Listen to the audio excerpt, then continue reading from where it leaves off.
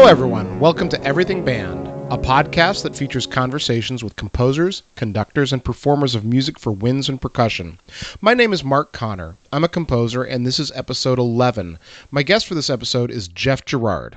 But before we begin, I need to ask a favor. If you enjoy this podcast, would you please go to iTunes and give it a rating? This will help spread the word and bring the show to more listeners. Hi, Jeff. Hi there. So, Jeff, thank you so much for joining me. Would you take a moment and tell the listeners about what you're doing right now? Sure. So I am the band specialist working at Midwest Sheet Music. It's a retail sheet music store, St. Louis, Missouri. And my specialty for the last 20 years has been focusing on wind band literature, finding unusual or obscure pieces, in addition to all the standard U.S. domestic works that come out from all the big publishers, being able to understand it, analyze them, being able to recommend them, and of course, just plain old selling them. Our store doesn't just sell wind band music, but that's my particular strength. Yeah, and Midwest Sheet Music has grown rapidly in the last couple of years. You now have a national profile. We do now. I actually worked for Schattinger Music, and I think some of your listeners who have been around teaching for a while will remember that. That's where I started about 20 years ago. But when that store closed down about 3.5 years ago, I was given an opportunity by the owner of this store, Mark Schellenberg, to come and essentially turn his band department of his store into what Schattinger used to be. So I'd spent the first year making that happen, and now things are back on track. I reached out to a lot of the contacts I had before, was able to reestablish and basically pick up right where I left off. So I was very fortunate in that aspect. Yeah, you've done a great job building up the store and pulling in the clients from Schattinger, and it's really a success story. I also want to talk about your other endeavor, which is that you're a co-conductor for Band Together, a local community band here in the St. Louis area. Sure. Band Together is the LGBT band of St. Louis. We just had our 20th anniversary season. I've been with the band for 19 years, so I found out about it 1 year after moving to St. Louis. When I started with them, I was just playing percussion at the time, but I talked to the director because I had a background in conducting and asked if I could conduct a piece, and then after that, asked if maybe I could do another one, and it sort of evolved into an unusual situation where we're co-directors now. We each pick our own repertoire for any given concert, and it always manages to work itself into a coherent concert. So it's I haven't seen anything else like that out there.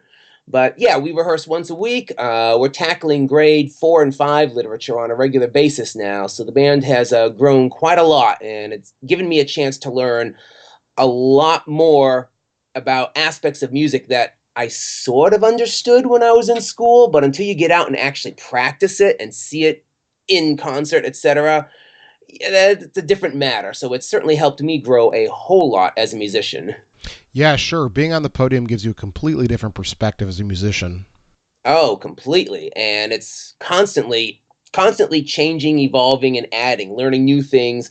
What does music mean? And thinking, how did I not know this 10 years ago? So percussion is your instrument? Actually, bass clarinet was my instrument. Yeah, but the thing was, I never owned my own instrument. My family didn't have a whole lot of money growing up, so I always had to use school instruments, and once I left school, that was that. But during school, I studied a lot of percussion, worked with the percussion ensemble a lot. I just had a pretty good sense of rhythm, so I picked up more than enough. So when I came here and the opportunity was there and the band needed a percussionist, I said, all right, you know what, let me just jump in here. I can handle this. Sure.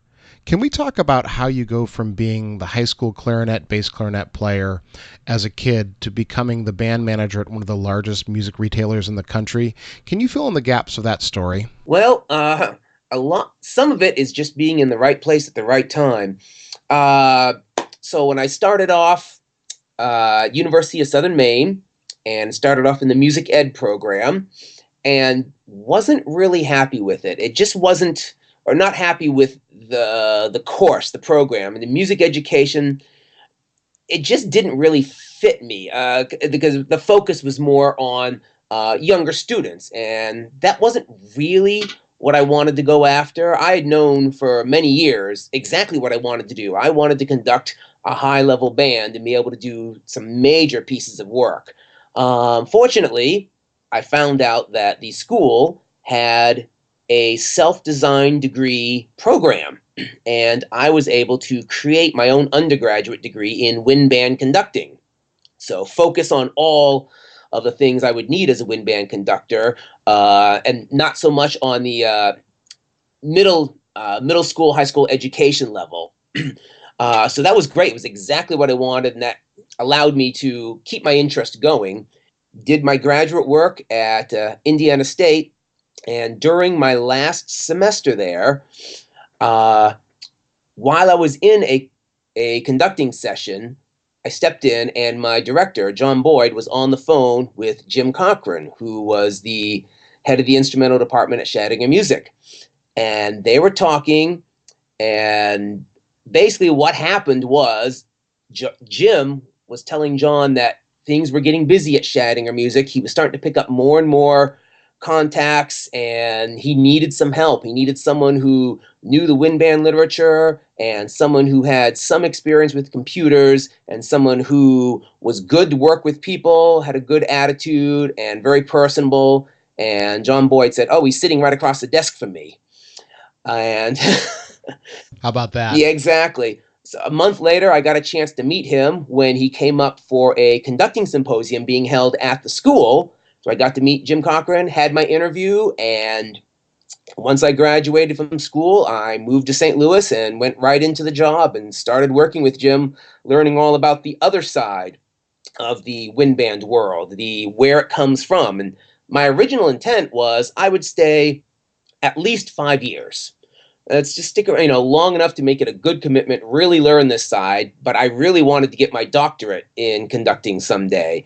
And 5 years just turned into 10, turned into 15. It's what I wanted to do. I love research. I love discovering things. I love being able to share knowledge. It was a perfect fit. So I ended up staying there. And like I said, I was very fortunate when the store closed down.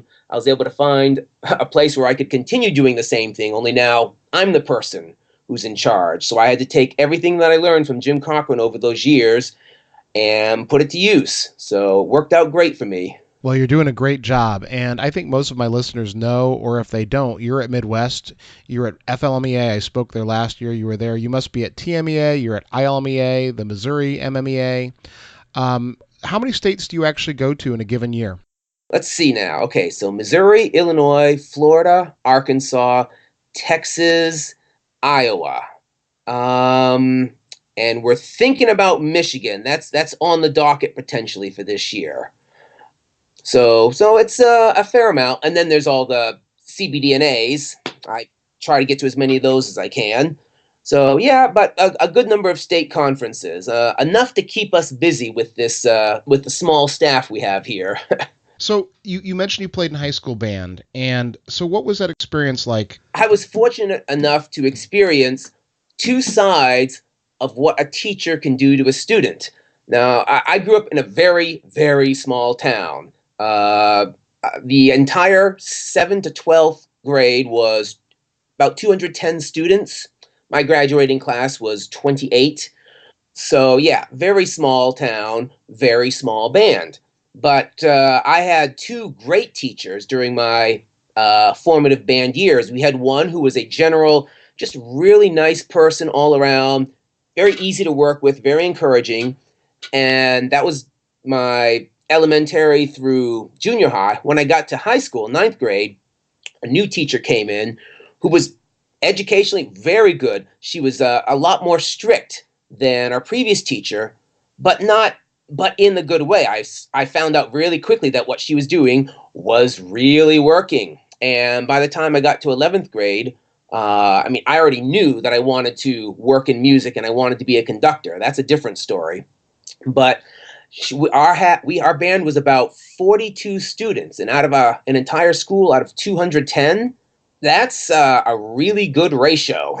So that was kind of impressive. And then my senior year, we brought in a new teacher who was not well trained and was not very effective. And not only did the band shrink, but I didn't want to be in band anymore. There were areas I felt like I knew more than she knew. I almost quit music. Almost. Didn't quite do it. I stuck it out because it was just my last year of high school. I said, I'll just stick this out, get to college, and maybe my experiences will be better there. And it was.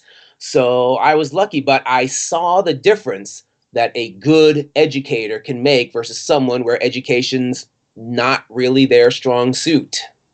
Yeah, it's so vitally important that you have a good teacher as a young person. Oh, yes. Okay, so let's talk about the band together a little bit more, and you as a conductor. Okay. And so, do you have any sort of advice to other conductors and lessons that you've learned that you might want to pass on to teachers who might be listening? Well, most of my advice goes toward my experiences with a community band. I don't have a lot of direct experience teaching in an educational system. Some things carry over. Some of the things I have found out. When I first started with the band, I approached it like I was teaching in an educational system. I was like, oh, I have all these concepts I want to show them, and I want to make this band so much better and bring them all this really advanced music and make them work and things that they wouldn't normally hear. It's all well and good, but there's a balance that needs to be obtained between that. You've got to, with its community band, you have to keep them interested in you. Now, this is where pairing off with the other director, Gary Reynolds, paid off great. Our styles are totally different. He is all about the things that are more approachable, accessible. He didn't actually have the background that I had in conducting. This is just something he started on his own. So he had a more down-to-earth approach of it. So between the two of us, I was attracting the people who wanted to really push themselves and do something different, and Gary was attracting the people that just wanted to have some fun. And I learned over time, you do need to have, if you want your band to grow, you do need to have both. You do need to make sure that your audience is going to want to come back, they're going to enjoy it, that your players are going to want to come back, that you find something that keeps them all occupied, or working around percussion in a community band is always interesting because you never know what you're going to have and how many players you're going to have. And you got to do that, you got to know the repertoire. When we first started, we had 3 percussionists. That's it. So I had to find things that would work with just 3 percussionists. And as time grew, well, we have 12 percussionists now. Now I have to research things to keep as many of them occupied at some point during the concert as possible. So knowing your repertoire is really important in a community band. Know what's going to work for your particular group. And it's not going to be the same as what works for your high school, works for your junior high, or even works for another community organization. And that's only something that only comes with time. You just got to find out and just listen for the feedback. Yeah, and this really sort of ties into your profession. Exactly. Because you do know the literature very well, and the fact that you're conducting and have that contact means that you can serve your customers better. Oh yeah, there was a few pieces I even I would try out here. It's one thing to hear a recording of it, but to actually go and rehearse it and perform it, and you find, oh, this piece sounded so easy, but wow, there's some tricky things. And there have been others like, wow, this piece sounds like it's going to be a real work. I take it in, and like 2 rehearsals later, they're virtually ready to go. It just falls together much easier than I expected. Do you think that's a good thing or a bad thing? I think it's, well, I don't think it's either. I mean, it's just one of those things about music. And if I was teaching regularly and if I was doing concerts as much as a college director or a high school director was doing, this would have come a little quicker to me, a little more natural to be able to find out on site. You look at a piece and you'll know this piece is going to rehearse easier than others. I'm starting to get to that point now. I mean, it's one thing that I can just look at the bare bones technical aspects of it. I know that by scanning a piece, I can immediately see range issues and certain other technical issues, but the actual, when you get down to rehearsing it, sometimes there's a few things that's just like, wow, I didn't realize that rhythm was going to be so hard for them.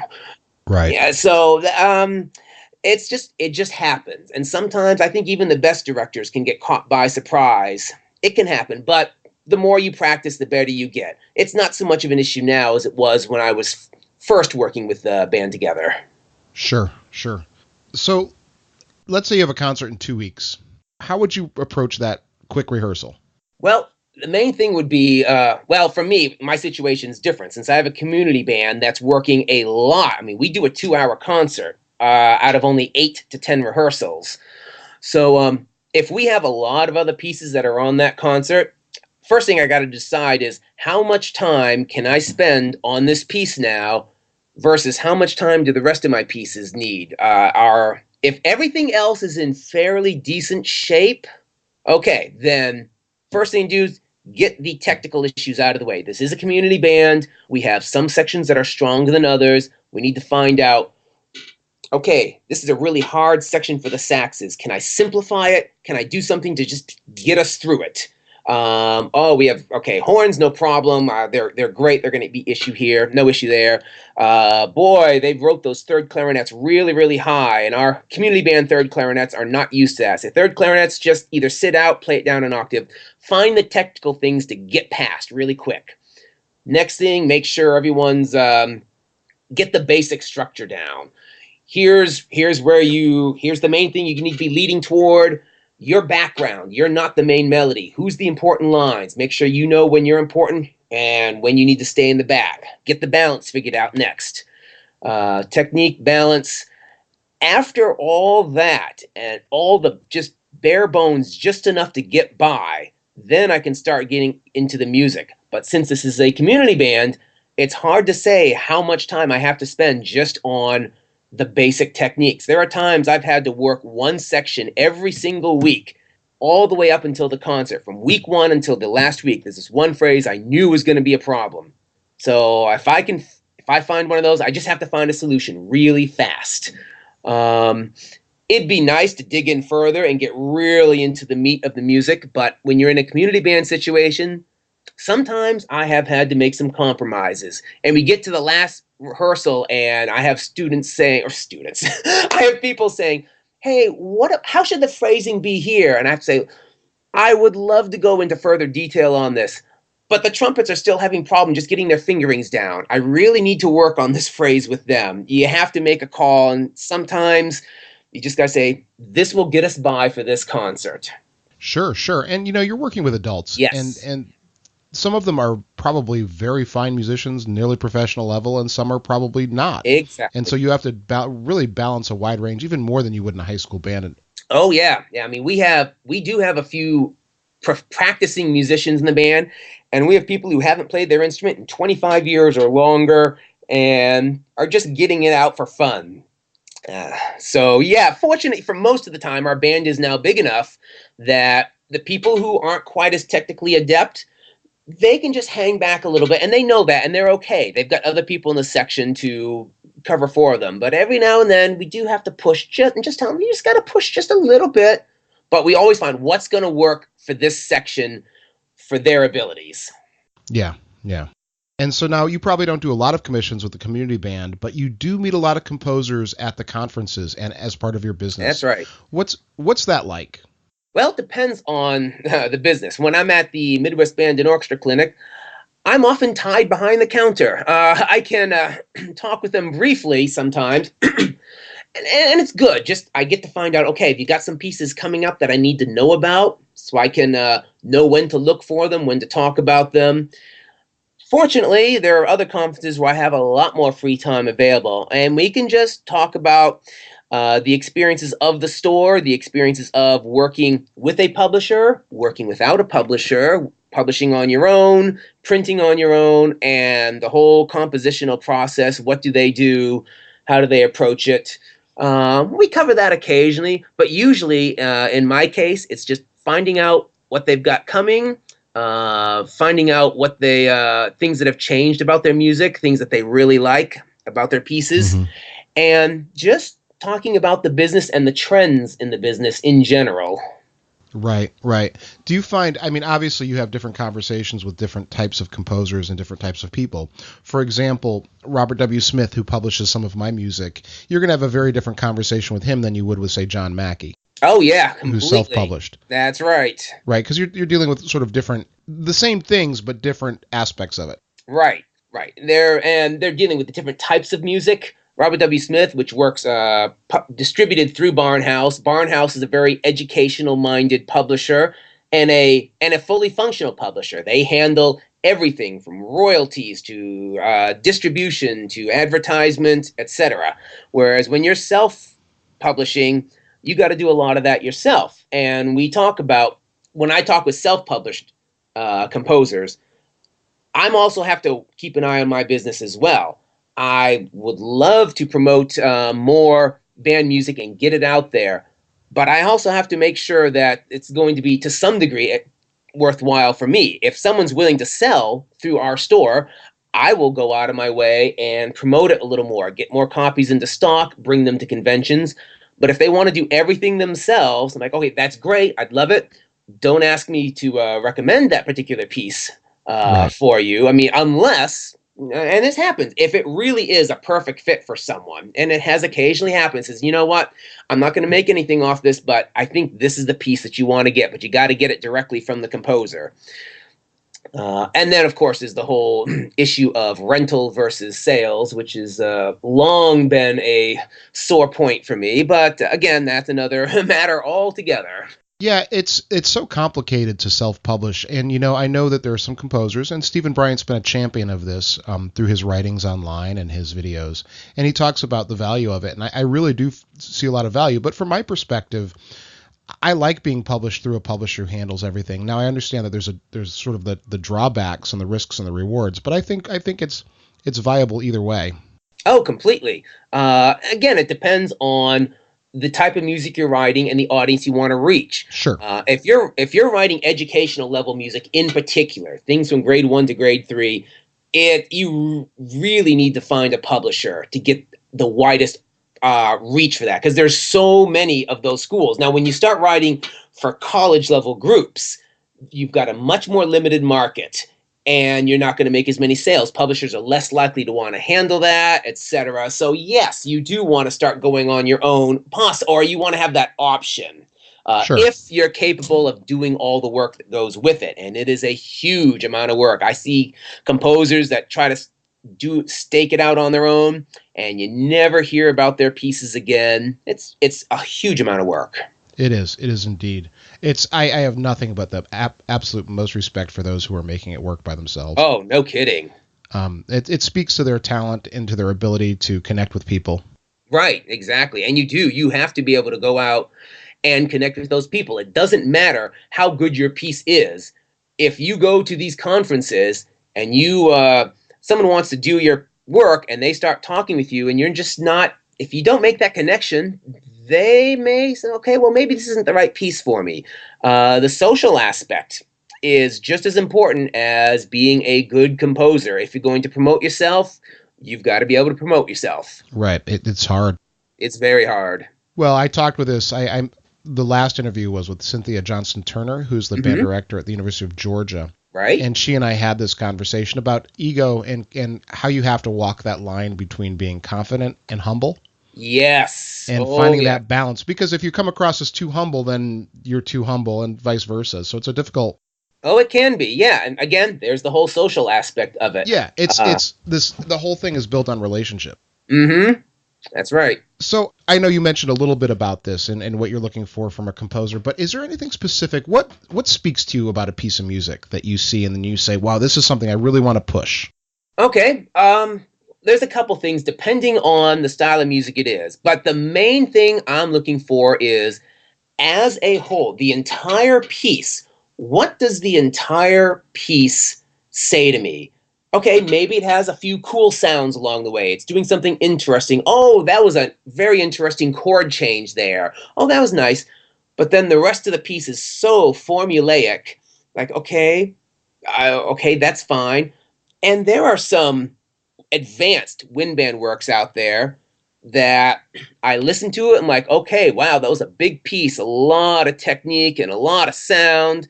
I have no idea what the point of it was. I don't get it. And it's so hard to quantify something like that. Sure.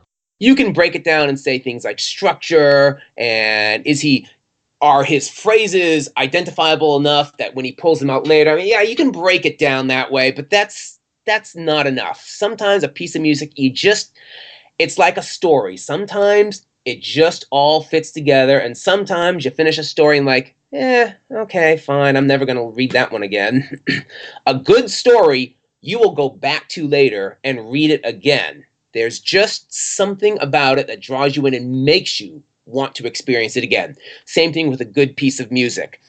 But finding out what that synthesis is, that thing that brings everything together and makes it greater than the sum of its parts, that's what I'm looking for. And it's hard to find that, especially in the lower level music. It's very hard to find it, but it does exist, and it's important that directors keep looking for that literature and make sure that their students are exposed not just to the pop hit of the month, but something that as a whole speaks to the artistic side.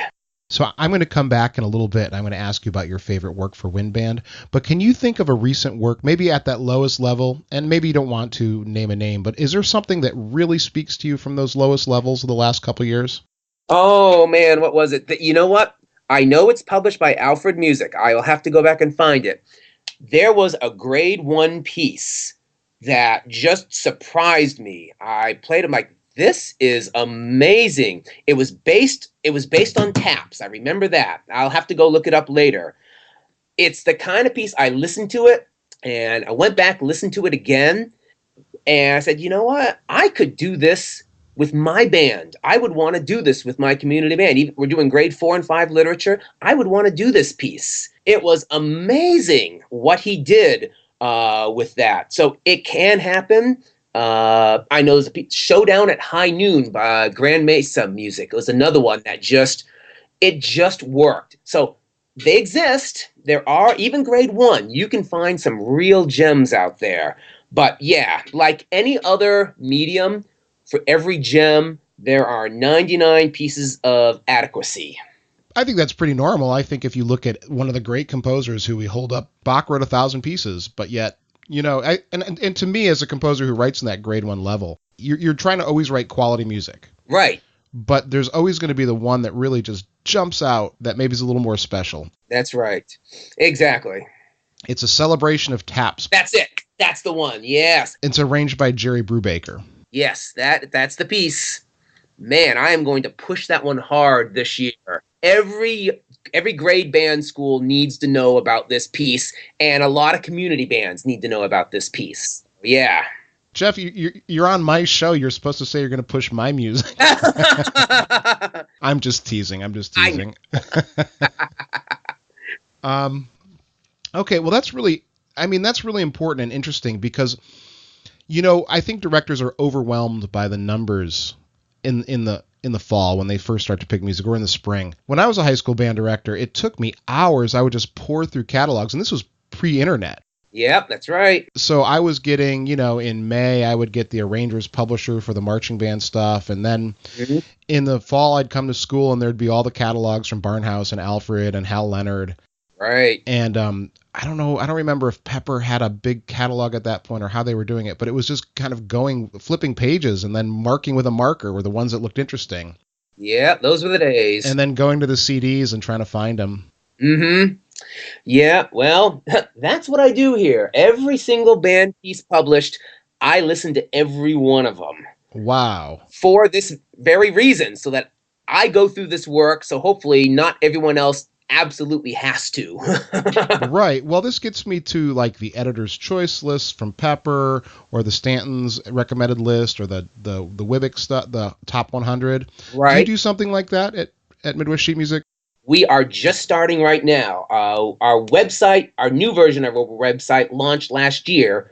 And this year, one of the features we added to it were a couple click marks if it's a new piece, if it's standard literature, or if it's recommended by one of us. We've just started that. So I'm going to be going in as these new pieces come in and get entered into our database. I'll be marking off now the things that I recommend for WinBand, and other people are doing it for other departments as well. So yes, and then over time, I'll be able to take that and do something with it, organize it together into another section. So that is in the works. Of course, I also keep track of it in my own personal database, everything that I think is worthwhile. I have someone who calls me up and say, hey, what's worth listening to? I just pull up my database. I've already got them checked off, bring up the list, and I just look it down, says, okay, here's all the good ones, and I know he's looking for a grade 3 level, he's looking for a ballad. Okay, oh yeah, here's the one for you right here. So personally, I do it myself, and I have directors who call constantly and ask for recommendations, and having that little sheet helps a lot, but eventually now this will be a little more accessible to those who just want to go online and see things that I personally think are worth listening to. Okay, excellent, excellent. All right, so I want to talk about copyright since yes. you deal in the retail market and I'm a composer. Do you want to talk about the law, or do you want to just talk about sort of general advice? Because I think a lot of people think, well, I could copy some extra scores, or I solo and ensemble festival. It's all right if I just own one copy of the solo. I can just copy it for all of the clarinets. Or oh, yes. All right. Well, the bare bones basic that everyone needs to know.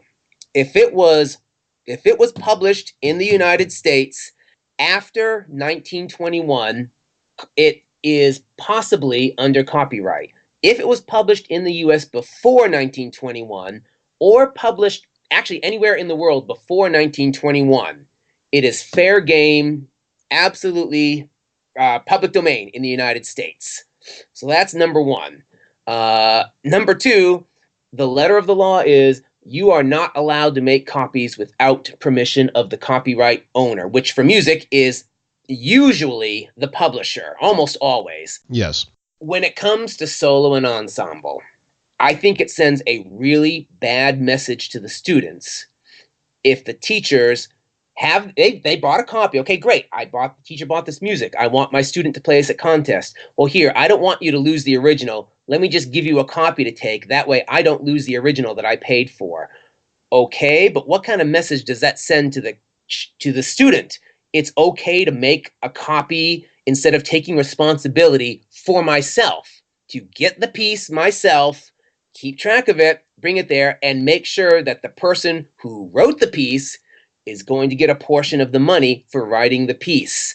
In some states, I know that if you take a photocopied work into contest, you automatically get knocked down a grade, period. I also know there's some states where they're much more lax about it depending on the judge, and that's a shame. There's no excuse for that.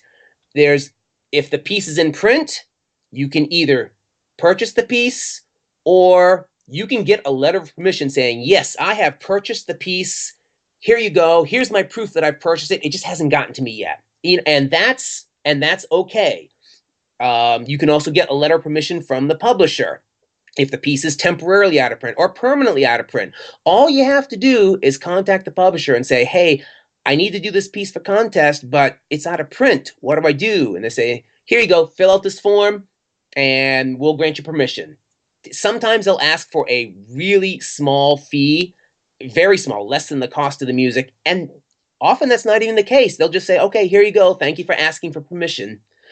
But yeah, it's really, really important. It's a matter of respect. Someone spent their time to write the piece.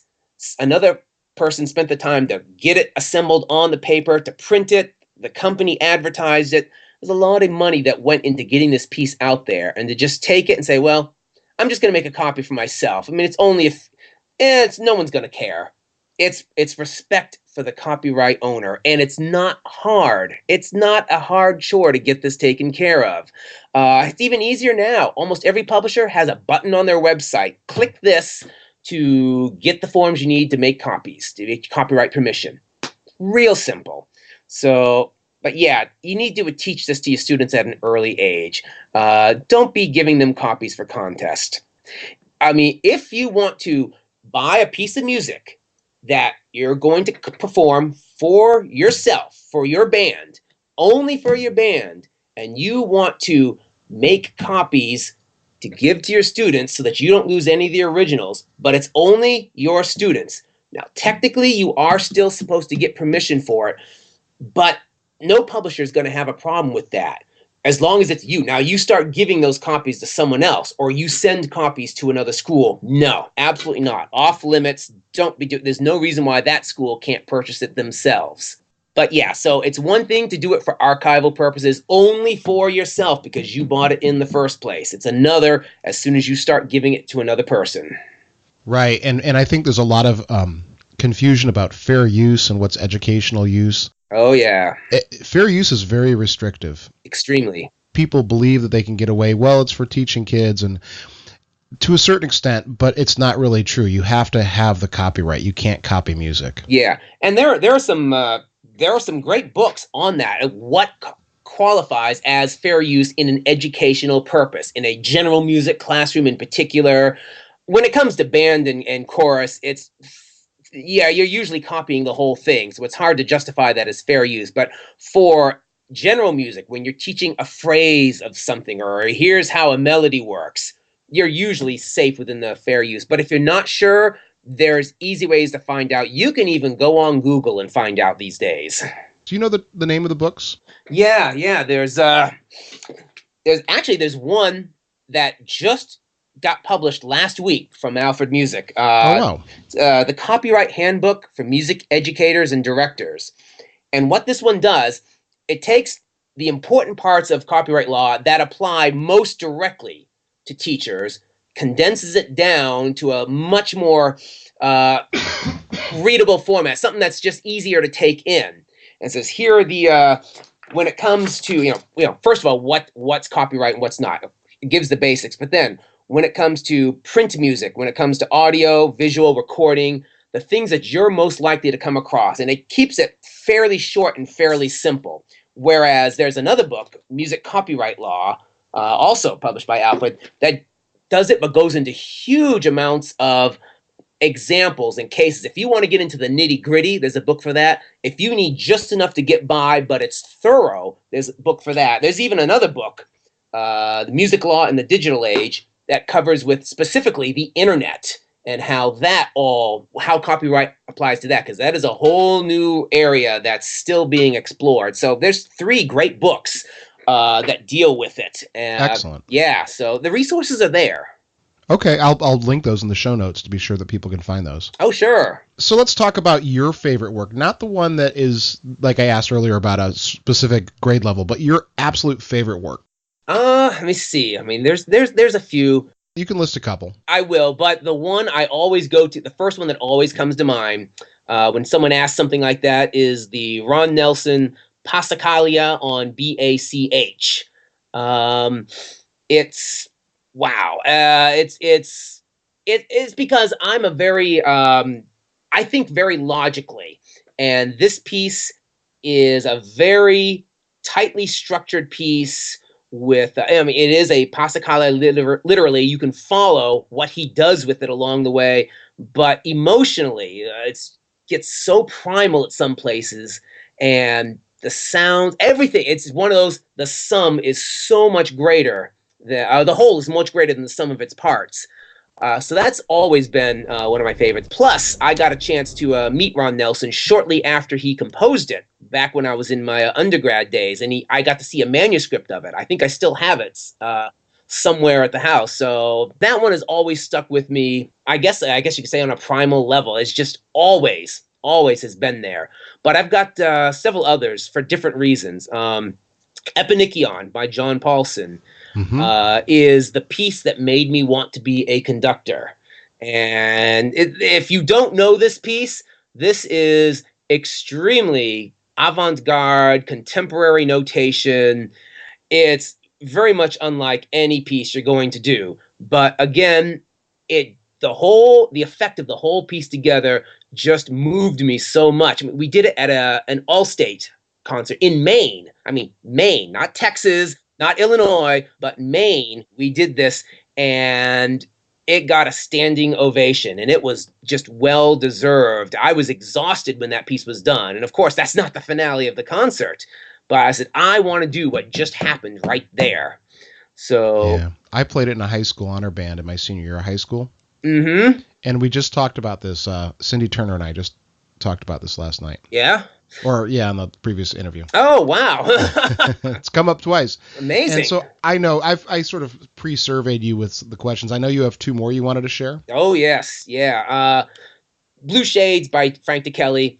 It's kind of the same line as the Passacaglia. It's just, as a whole, it just works. The whole thing comes together. He covers so much ground, yet the structure, the flow, just the two-note motif that keeps popping up throughout the whole thing.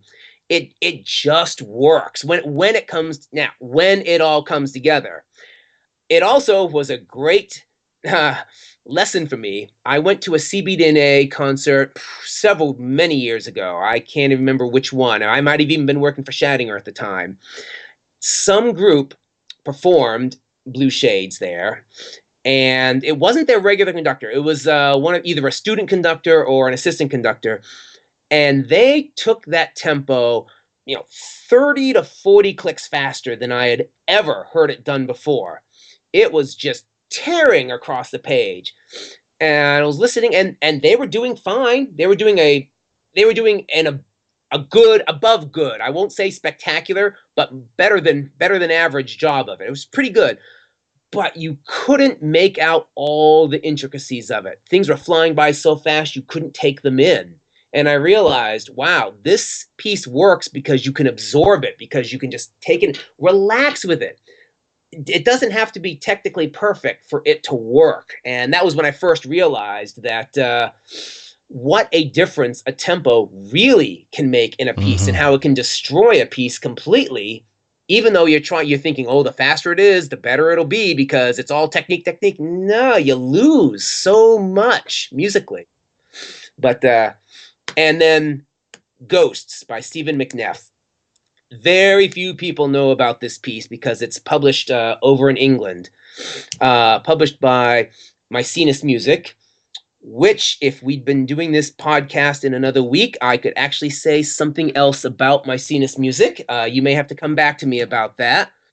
But anyways, it was written for a community band over in England, and it's a 9-movement work. It's about 20 minutes long if you want to do the whole thing. So it's a bit of an investiture. It's only about a grade 4. The concept behind the piece is that there's an introduction which introduces several motifs, several little themes, a lot of them. And then the next 7 movements takes fragments of each of those, little snippets of them, disguises them, hides them, but you can usually hear them. Sometimes you have to search for them. But each of those movements is based on a particular ghost story from England. So it captures the spirit of each of those stories, and they're very different. You have some that are, you have one, The Dog of Godfrey, which is really intense and scary. You have some that are more lighthearted. You have one about a theater actor who died during a performance of Macbeth, someone who was really loud and boisterous and just fun to be around. And they all work. Each of those little miniatures stands on its own as its own piece. And then there's a chorale at the end that just kind of wraps the whole thing up. It works as a whole. You can take out certain movements if you want a shorter work, and it still works.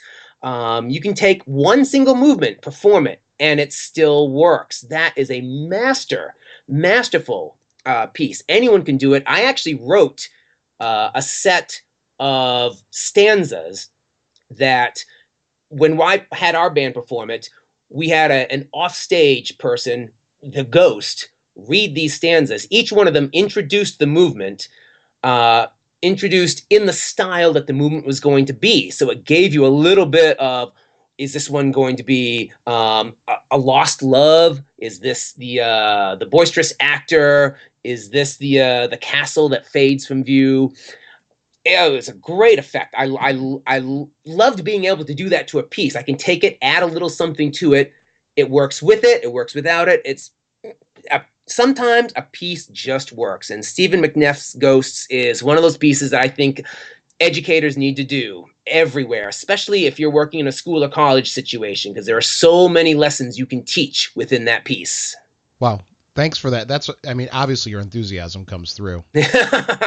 You also had a terrific pun in the middle of that. I don't know if you caught it. No, I don't think I did. Oh, you said it really captures the spirit. Ah!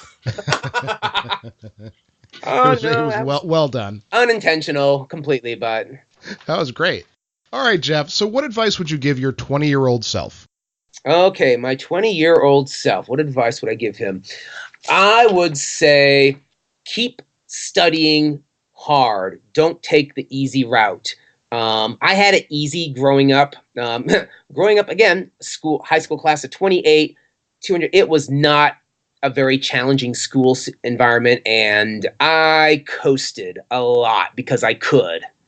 And unfortunately, those habits carried over to me when I got to college, and college was a real struggle. Was a struggle for me in some aspects, but I still coasted in other aspects, and it's because of that it took me a long time to learn how to teach, how to be a performer, and how to be a conductor, because I didn't instill some of that discipline in me when I was younger.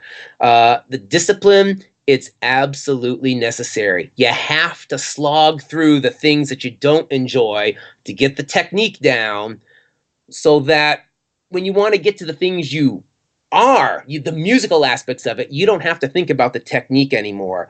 Funny thing is, the way I really, truly learned about all this, about how you need to build the basics, the scales, the rhythms, the practice, if you're a performer, why you have to practice for hours, the way I finally learned that was when I became a professional wrestler and learned that in order to do the advanced work, there are certain basic fundamentals you have to do so often that you don't think about it anymore. And it got to the point where I was approaching professional wrestling like I was music. It's an artistic form. You take these building blocks, you learn them so much that you don't have to think about them anymore. And then you start to get creative. So when you start getting creative, the fundamentals are there. You're not spending any of your brain power working on these fundamentals. It's there. You can work on making a piece of music and you can focus all your energy of it. But to do it takes so much discipline, takes so much practice. So slog through, buckle down, do the work early on. Do it when you're in school and get used to doing it. It will pay off later, but you've got to be patient, but it will pay off. Absolutely. So, Jeff, you were a professional wrestler? I was a professional wrestler for 9 years. I know that one always throws people there, but it's performance art, and that was my approach to it. I'm doing a performance. And the funny thing was, one of the reasons I became a conductor was I was adequate as a performer, bass, clarinet, etc. My problem was I would often choke up on the concert. I would not focus enough, or I would focus too much, and careless mistakes would slip in, and that was constantly a problem. I would get pretty good at rehearsal. I wasn't as dedicated as I should be, but I get to the concert and stupid things would happen. But then as a wrestler, I didn't have that problem. I was able to do a performance, and I was able to execute it the way I wanted to, the way I was happy with. It's like, this is great. I can finally be the performer I've always wanted to be, entertain a crowd, and treat it like a work of art. And I learned a lot about teaching music and how that works from being a professional wrestler. And I was the head trainer. I was teaching others how to wrestle, and I was drawing on my experiences as a musician and an artist. The whole has to be greater than the sum of its parts. There are portions that are stronger, portions that are weaker. You have to know when to go with the flow. And of course, improvisation is a whole nother issue as well. So yeah, it's an amazing, right place, right time. I was able to take the skills I had and apply it in a totally different direction. It was a lot of fun. Wow. That's an incredible story. I mean, we could spend time digging into that. Yeah, I miss it. The only reason I quit was because Shattering of Music closed down, and that was a half mile from the practice gym. Oh, okay. I was able to go there, right? when it closed down, I also had to focus on my new career. And so it's Yeah. way farther away. And I said, it's time for me to really buckle down. If I'm going to be in charge of the wind band department here, I need to dedicate. I can't split my time anymore. So that was the end of that. Yeah, now Jeff and I both live in the St. Louis area. For those who don't know, Shadinger was very close to the downtown, and the news store is out in the suburbs. It's about a 35-minute drive. Yeah, it's near the airport. It's a nice little spot. You've got a little bit of a musical corner. There's a Steinway piano gallery there. There's right. A woodwind repair store, the Sax Quest is right, there. Right. So a little bit of this and that. So, and we were able to expand our store. There used to be a art school adjacent to us, both music and other arts. And when they left, the Sax Quest moved in, but they didn't need all the space that the art store had, the art school had. So we ended up taking up some of that space, and boy, did we need it, because I started expanding things in the band department, and we're already filling up, and it's going to fill up even more. Again, I can tell you about it in a week. I'm so frustrated. I want to tell you something right now, but I can't. Not until June 1st. So, Jeff, I did realize that we're not going to be releasing this till June 5th, so I can share this information. That's right. Oh, that's right. Right. Okay. Distributor for Mycenas Music. So we're going to stock their music, and we're the ones who are going to be distributing it. So this is primarily a lot of upper level literature. Ghosts by McNeff. That's the one right there. That's a big one. But they have so much good things. Away Day by Adam Gorb, a lot of other obscure things that no one ever knows about. Even I didn't know about them because I never got the information. So anyways, yes, we're going to be the distributor for that, and we're going to start giving Mycenas Music more exposure in the U.S. and lower the prices a bit, too. Is there anything coming up that you'd like to share or promote? Yes, if you're in the St. Louis area, we do have our wind band reading session coming up Saturday, August 5th at MICDS.